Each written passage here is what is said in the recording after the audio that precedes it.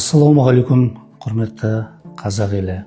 Өздеріңізге мәлім, биыл алаш қайраткері, тұңғыш қазақ романының авторы, ақын, жазушы, көсемсөзші, 20 ғасырдың басында ұйқылы қазақ жұртын ояту үшін оян қазақ деп ұран салған Міржақып Дулатұлының 140 жылдық мерейтойы. Осы мерейтойдың қарсаңында ақынның кіндік қаны тамған туған жері қасиетті Торғай өлкесінен челлендж бастағалы отырмыз.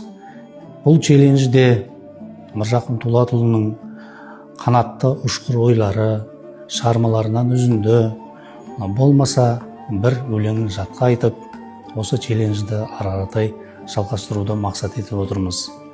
Мен сіздерге Міржақып атамыздың бір өлеңін оқып берейін.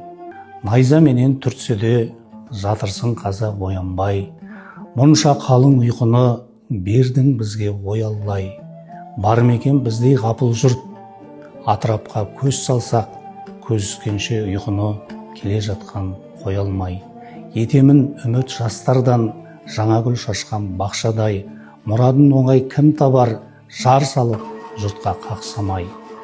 Халқыңа жастар бол басшы, қараңғыда жетектеп, тереңнен өтіп кетер ме, мың қойды серке бастамай.